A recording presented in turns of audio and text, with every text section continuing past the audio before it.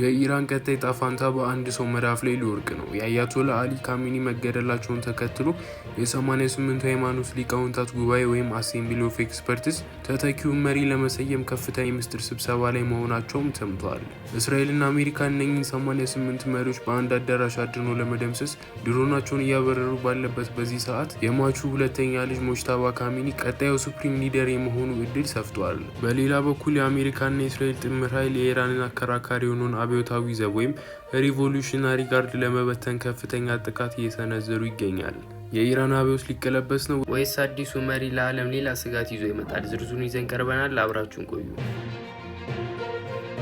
የኢራን ፖለቲካዊና መንፈሳዊ መዋቅር በአሁኑ ሰዓት በታሪኩ ታይቶ በማይታወቅ ፈተና ውስጥ ይገኛል። አያቶላ አሊ ካሚኒን ለመተካት የሀገሪቱ ህገ መንግስት የሚያስገድደው የሊቃውንቱ ጉባኤ ስራውን መጀመሩ ተዘግቧል። እነዚህ 88 ሃይማኖት ሊቃን መንፈሳዊ መሪውን የመሾምና የመሻር ፍጹም ስልጣን ያላቸው አካላት ናቸው። አሁን ግን ትልቁ ጥያቄ እነዚህ 88 ሰዎች የተሰበሰቡ የሚለው ነው። እስራኤልና አሜሪካ እነኚህን ሰዎች በአንድ ላይ አግኝተው ለመደምሰስ ያላቸው ፍላጎት ከፍተኛ ነው። ምክንያቱም እነኚህ መሪዎች ከጠፉ የኢራን መንፈሳዊ መሪነት ተቋም እስከ ወዲያኛው ይፈርሳል። መረጃዎች እንደሚያመለክቱት ስብሰባው እጅግ ጥብቅ በሆነ ሚስጥር እየተካሄደ ሲሆን አንዳንዶች ደግሞ ስብሰባው ላይ ጥቃት ደርሶባቸዋል የሚሉ ያልተረጋገጡ መረጃዎችም እየተሰራጩ ይገኛሉ።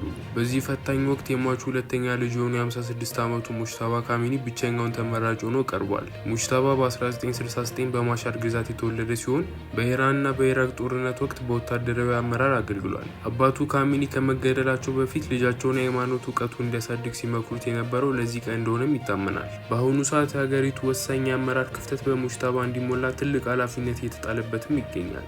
አሜሪካና እስራኤል በኢራን ላይ የከፈቱት ጥቃት ሰርጂካል ኦፕሬሽን በሚባል ስልት የታጀበ ነው። ይህም የሀገሪቱን ከፍተኛ ወታደራዊ አመራሮችን ነጥሎ በመምታት የአመራር ክፍተት መፍጠር ነው። ኢራን ይህንን ክፍተት ለመሙላት አዳዲስ የሚሾሙ ባለስልጣናትን ብታቀርብም የጥፋቱ ፋታ አልባነት ስራዋን እያከበረ ይገኛል። የአሜሪካው ፕሬዚዳንት ዶናልድ ትራምፕ ጦርነቱ በተጀመረበት ዕለት ባደረጉት ንግግር የዚህ ዘመቻ ዋና ዓላማ የመንግስት ለውጥ ማምጣት እንደሆነም ገልጸዋል። ይህ ማለት ደግሞ በ1979 የተመሰረተውና በመንፈሳዊ መሪ የሚመራውን አገዛዝ ማስወገድ ማለት ነው። በዚህ አወቃቀር ውስጥ ትልቁን ድርሻ የሚይዘው አብዮታዊ ዘብ ወይም ሪቮሉሽናሪ ጋርድ ነው። ይህ ጦር ከመደበኛው የኢራን ሰራዊት በላይ ወታደራዊና ኢኮኖሚያዊ አቅም ያለው ሲሆን ዋና ተግባሩ አብዮቱ እንዳይቀለበስ መጠበቅ ነው። ይህ ጦር የራሱ የአየር ኃይል፣ የምድር ጦርና የባህር ኃይል ያለው ሲሆን የሀገሪቱን የኒውክሌርና የሚሳይል ምርምሮችን በበላይነት ይመራል። አሜሪካና እስራኤል በአሁኑ ሰዓት የዚህን ጦር አከርካሪ ለመስበር ከፍተኛ ርብርብ እያደረጉም ይገኛሉ። ትራምፕ እጅ ስጡ ካልሆነ እንጨርሳቸዋለን ያሉት መልእክት በቀጥታ ለዚህ አብዮታዊ ዘብ የቀረበ ማስጠንቀቂያም ነው። የኢራን አብዮታዊ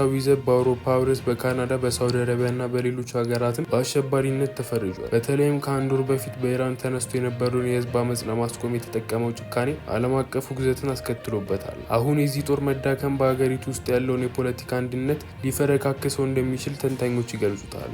ኢራን በህዝብ በተመረጠ ፕሬዚዳንት ብትመራም ፕሬዚዳንቱ ተጠሪነቱ ለመንፈሳዊ መሪው ነው። ፕሬዚዳንቱ መደበኛውን ጦር ማዘዝ ቢችልም አብዮታዊ ዘቡን ግን ማዘዝ አይችልም። ይህ ደግሞ በሀገሪቱ ሁለት መንግስት እንዲኖር አድርጎታል።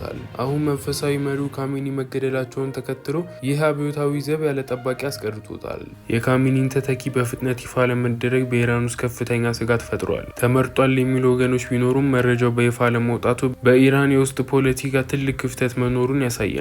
እስራኤልና አሜሪካ ይህንን አጋጣሚ በመጠቀም አብዮታዊ ዘቡን ሙሉ በሙሉ ለማጥፋትና የ1979ን አብዮት ለመቀልበስ እየሰሩም ነው። በኢራንና በምዕራባውያን መካከል ያለው ትንቅንቅ በድሮና በሚሳኤል ብቻ የሚገለጽ አይደለም። ይህ ትንቅንቅ የአመራር ፉክክርም ነው። ሙጅተባ ካሚኒ የአባቱን ቦታ ተረክቦ ኢራንን መታደግ ይችላል ወይስ የአሜሪካና የእስራኤል ጥቃት የኢራንን እስላማዊ አብዮት የታሪክ አካል አድርጎ ያስቀረዋል?